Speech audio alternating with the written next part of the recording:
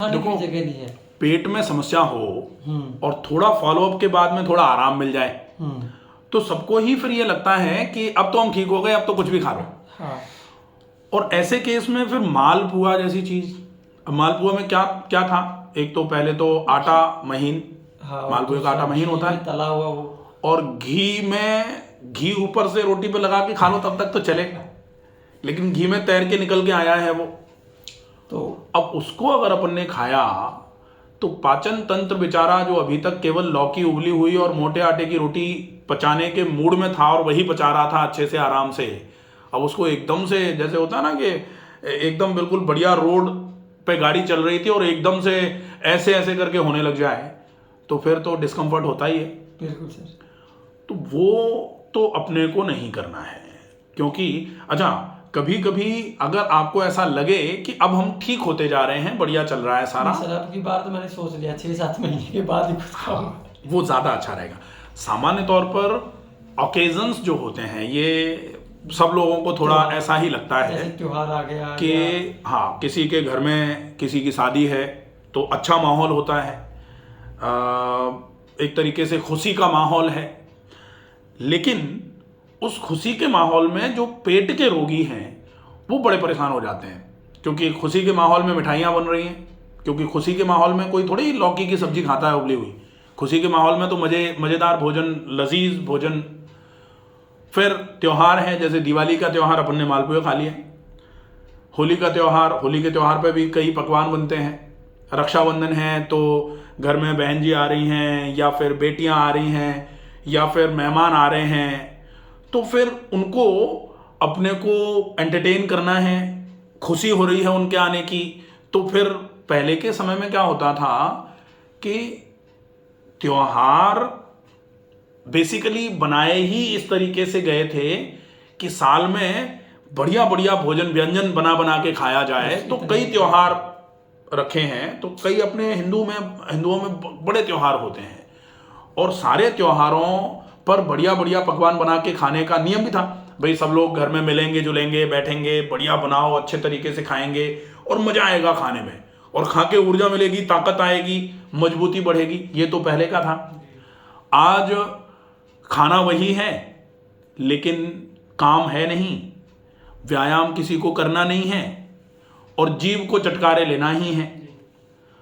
तो फिर जीभ के चटकारे के चक्कर में पेट को इतनी तकलीफ होती है कि मैं कई ऐसे लोगों को जानता हूं कि त्योहार आते ही उनको ऐसा लगता है कि चलो भाई थोड़ा सा तैयारी अब तो हॉस्पिटल की भी रखनी पड़ेगी, क्योंकि जैसे ही पूड़ी खाई पेट में दर्द आ गया, किसी का कोलेस्ट्रॉल बढ़ गया, किसी का शुगर बढ़ गया, किसी को हार्ट में प्रॉब्लम आ गई।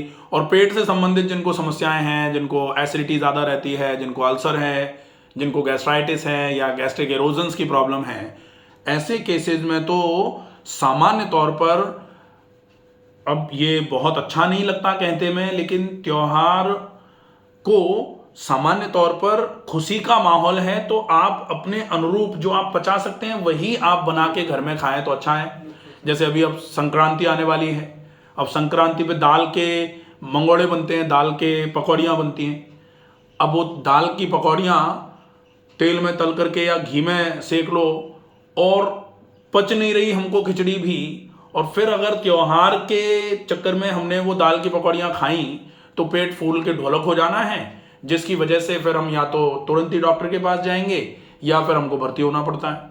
और सर जैसे सीटिंग तो इसको इम्पैक्ट नहीं करेगी ना ज़्यादा? डेफिनेटली सिटिंग इम्पैक्ट करेगी, तो लेकिन उसको अपन क्या कैसे करेंगे मैनेज कि करें? सिटिंग को हम कॉम्बैट कर लेंगे, सिटिंग को न्यूट्रलाइज करेंगे सवेरे और शाम के एक्सरसाइजेस से। जैसे लंच टाइम में बीच में खाना खाने के बाद 1 घंटा मिलता है कि आप टहल सकते हो, तो उसमें लगभग 2 किलोमीटर की वॉकिंग हो जाती है। वैसे कोई आवश्यकता नहीं है। अगर हम सवेरे और शाम को अच्छे तरीके से व्यायाम कर ले रहे हैं तो हमको अलग से व्यायाम दोपहर में भी करने की आवश्यकता नहीं है। हम अच्छे तरीके से, जैसे व्यायाम अगर हमने सही तरीके से कर लिया तो व्यायाम के लिए कहा जाता है व्यायामम कुर्वते नित्यम। जो व्यक्ति नित्य व्यायाम करता है, अगर वो व्यक्ति विरुद्ध आहार भी लेगा या कच्चा जला हुआ कैसा भी खा लेगा तो वो व्यक्ति उसको पचा लेगा। लेकिन अगर व्यायाम नहीं कर रहा है कोई, फिर अगर वो कि कच्चा खाए या ज़्यादा जला हुआ खा ले या फिर विरुद्ध आहार कर लेगा या जो अनुरूप नहीं है, अनुकूल नहीं है वो खा लेगा, तो निश्चित ही व्यायाम नहीं करने वाले व्यक्ति को तो समस्या होगी ही। इसलिए व्यायाम करना तो कंपलसरी है, उसके लिए कोई ऑप्शन नहीं हो सकता, तो व्यायाम तो रेगुलर करना पड़ेगा। और सर जैसे अभी जैसे 25 दिन का फॉलोअप है, मेरी कॉन्स्टिपेशन बिल्कुल मतलब मैं 100% मोशन जाता हूँ और एक ही बार जाता हूँ, बहुत बढ़िया। बढ़िया पेट साफ हो जाता है। तो मतलब ये वापस कॉन्स्टिपेशन हो कैसे जाती है? जैसे खाना भी वही खा रहे फिर भी कॉन्स्टिपेशन हो जाती है। कॉन्स्टिपेशन का मतलब होता है कोष्ठबद्धता। कब्ज तो उर्दू का शब्द है, कब्ज उर्दू से लिया गया है, हिंदी में कोष्ठबद्धता बोलते हैं और अंग्रेजी में कॉन्स्टिपेशन बोलते हैं। तो 3 शब्द हैं, कब्ज, कोष्ठबद्धता और कॉन्स्टिपेशन। मतलब क्या होता है कि आंतों में जो खाना हमने खाया था उसमें से उसका पोषण जो है एब्जॉर्ब नहीं हुआ, और जब तक एब्जॉर्ब नहीं होगा तब तक आंतें बड़ी चतुर हैं, आंतें उसको एलिमिनेट नहीं करेंगी, चाहे वो पड़ा पड़ा सड़ जाए लेकिन वो फेंका नहीं जाएगा, बाहर नहीं निकलेगा। बाहर कब निकलेगा? या तो अगर उपयोग में नहीं आया है तो कहा जाता है ना यूडीएफ, अनडाइजेस्टेड फूड। तो अनडाइजेस्टेड फूड अगर बाहर आ रहा है तो मजबूरी में ही आते हैं उसको बाहर निकाल रही हैं, अदरवाइज तो नहीं निकालती। आपने खाना खा लिया तो खाने का पाचन बहुत आवश्यक होगा, अगर खाना पचेगा तो ही खाने का अवशोषण होगा, और अवशोषण होगा तो ही एलिमिनेशन होगा।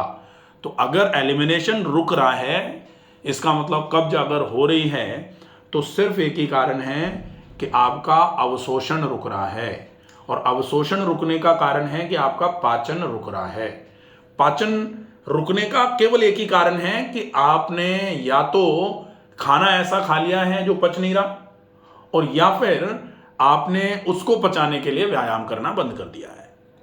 तो मतलब सर जैसे अभी क्या होता है, बिल्कुल बंद के मोशन आता है और ना कोई मेरे को यूडीएफ वगैरह वाली प्रॉब्लम है, बिल्कुल मतलब परफेक्ट, जैसा मैं स्वस्थ था कुछ दिन पहले तक। ठीक है। पहले जैसे जब बिल्कुल गैस्ट्राइटिस की प्रॉब्लम, जैसे मैं पहले फ्रेश होता था बिल्कुल ऐसे ही, मतलब मेरा एब्जॉर्प्शन हो रहा है, मतलब फिलहाल ऐसा बिल्कुल अभी हम ऐसा बोल सकते हैं। ठीक है, बिल्कुल हाँ। डेफिनेटली।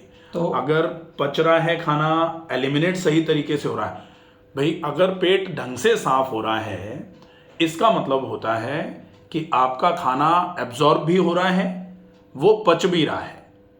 ठीक है, मतलब अवशोषण भी हो रहा है, डाइजेशन भी हो रहा है, तभी तो एलिमिनेट हो रहा है अगर वो ढंग से है। नहीं तो एलिमिनेशन तो एक ये भी होता है कि दस्त लग रहे हैं, अब दस्त लगने में पचना नहीं आएगा। हाँ, और 3-4 बार जा रहे हैं उसको भी पचना नहीं बोलेंगे। तो मोशन एक बार में बंद करके बंधा हुआ मल आए, सही तरीके से खिचड़ी जैसा बिखरा हुआ मल नहीं आए, मल के साथ चिकनाई नहीं आए, तो फिर ये कंफर्म हो जाता है कि खाना पच रहा है, शरीर में लग रहा है, फिर ठीक है। ठीक है, ठीक है। तो ये चीजें अच्छे तरीके से फॉलो अप पर रखनी है, डेफिनेटली आराम हो जाना है, कोई दिक्कत नहीं। ठीक है, ठीक है।